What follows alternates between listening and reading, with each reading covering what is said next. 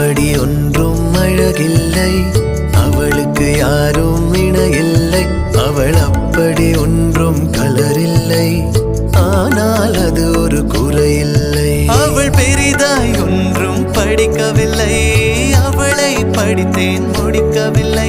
அவள் உடுத்தும் உடைகள் பிடிக்கவில்லை, இருந்தும் கவனிக்க மறக்கவில்லை. அவள் அப்படி ஒன்றும் அழகில்லை.